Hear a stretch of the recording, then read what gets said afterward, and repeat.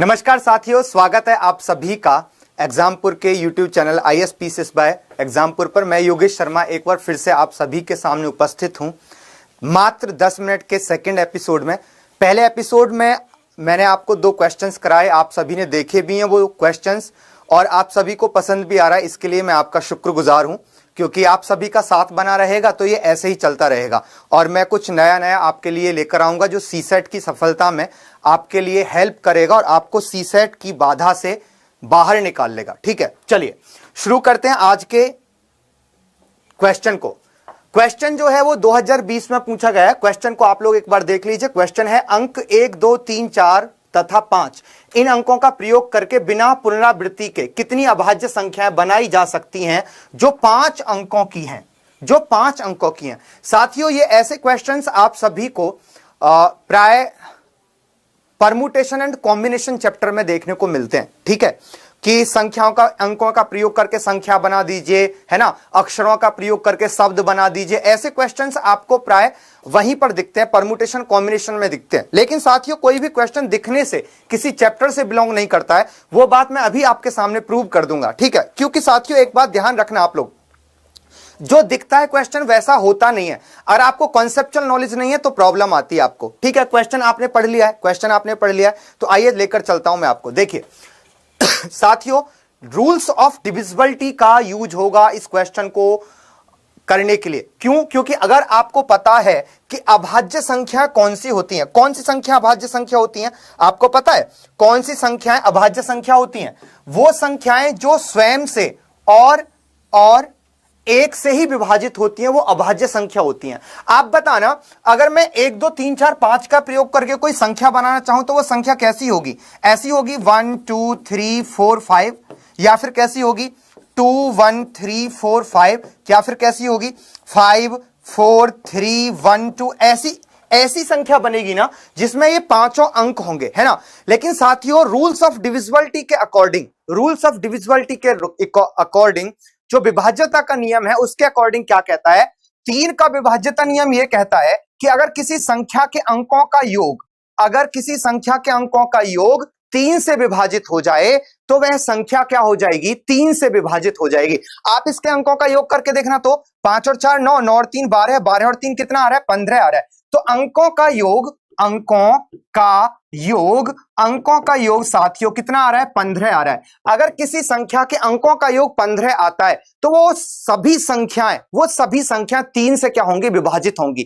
इसका मतलब आप जो भी संख्या इससे बनाएंगे, जो भी संख्या आप इससे बनाएंगे, वो सारी की सारी संख्याएं 3 से विभाजित होंगी। तो जब 3 से विभाजित हो ही जाएंगी सारी संख्याएं, तो अभाज्य संख्या बनेंगी कैसे साथियों? तो क्वेश्चन दिखने को तो परमुटेशन कॉम्बिनेशन का दिख रहा है आपको, लेकिन क्वेश्चन रूल्स ऑफ डिविजिबिलिटी पर बेस्ड है। इसलिए कहते हैं हम आप सबसे कि आप कॉन्सेप्चुअल पढ़िए सीसेट को अगर जानना है तो, क्योंकि सीसेट आप 1 डे का गेम नहीं है कि एक दिन में आप पढ़ें, 15 दिन में पढ़ें और आपका सीसेट निकल जाए, ऐसा नहीं है। देखिए इसका आंसर क्या हो गया? 0 हो गया। अब अगले क्वेश्चन पर आइए।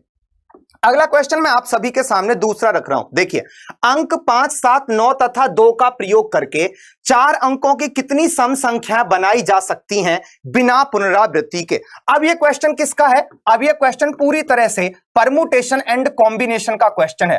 परमुटेशन और कॉम्बिनेशन का क्वेश्चन है, क्रमचय तथा संचय का क्वेश्चन है। अच्छा, क्रमचय संचय से एक बात याद आई कि सुबह 6 बजे, रविवार सुबह 6 बजे मेरी मैराथन क्लास होगी, परमुटेशन कॉम्बिनेशन की ही होगी।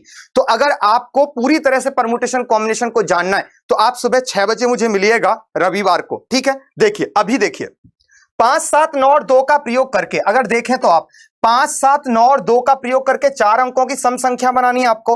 तो आपको पढ़ाया जाता है परमुटेशन कॉम्बिनेशन में कि भाई अगर 4 अंकों की संख्या बनानी है, आपको 4 अंकों की संख्या बनानी है, 1, 2, 3, 4, तो अगर सम संख्या, कोई भी संख्या सम संख्या तब होगी जब उसके इकाई स्थान का अंक या तो कोई सम संख्या हो या कोई 0 हो, है ना।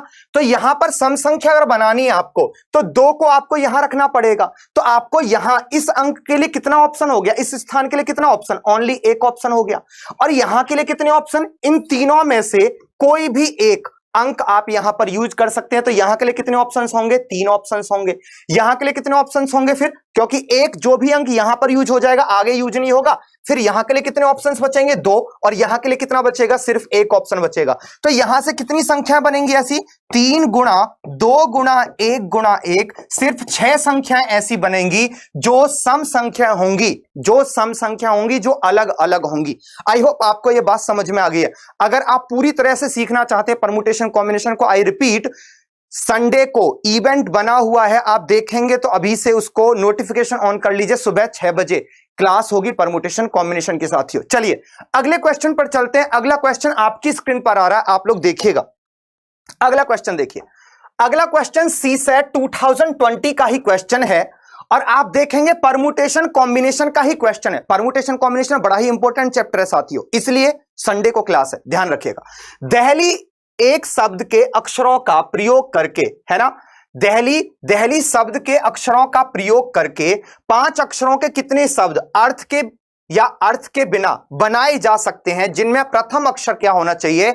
डी होना चाहिए, और अंतिम अक्षर क्या होना चाहिए साथियों? अंतिम अक्षर आई होना चाहिए। अंतिम अक्षर क्या होना चाहिए? आई होना चाहिए। दिल्ली में देखिए, दिल्ली का एक इमेज लगा दिया है, लोटस टेंपल वगैरह है ना, दिख रहा है। चलिए आइए क्वेश्चन पर आते हैं। दहली जो शब्द है इसके अक्षरों का प्रयोग करके आपको बनाना है, ठीक है। मैं जब पढ़ा रहा था, बैच में पढ़ा रहा था, ऐप पर पढ़ा रहा था, तो मैंने पहले प्रिडिक्ट कर दिया था 2020 में ऐसा क्वेश्चन पूछा जा सकता है, ठीक है। तो आप देखिए दहली शब्द की अगर मैं बात करूं, आपसे दहली शब्द की बात करूं, तो आप देखिए दहली, तो दहली शब्द जो है इसमें डी और आई को तो फिक्स रखना है आपको, डी और आई को फिक्स रखना है। कितने अक्षर हैं इसमें? कितने अक्षर हैं? 1 2 3 4 5। आई को फिक्स रखना है तो आई के लिए सिर्फ और सिर्फ एक ऑप्शन है। डी को फिक्स करना है तो डी के लिए भी सिर्फ और सिर्फ एक ही ऑप्शन है। अगर मैं ई की बात करूं, अब यहां 3 प्लेसेस हैं साथियों, अब 3 प्लेसेस हैं तो यहां पर 3 हैं हमारे पास अक्षर। इन 3 अक्षरों में से कोई भी एक अक्षर यहां पर आ जाएगा। तो यहां के लिए कितने ऑप्शंस हो गए साथियों? 3 ऑप्शंस यहां के लिए हो गए। फिर जो अक्षर यहां पर यूज होगा वो आगे यूज नहीं होगा, बिना पुनरावृत्ति के बनेगा जो भी शब्द बनेगा दहली से, है ना। और यहां पे फिर कितने ऑप्शंस बचेंगे?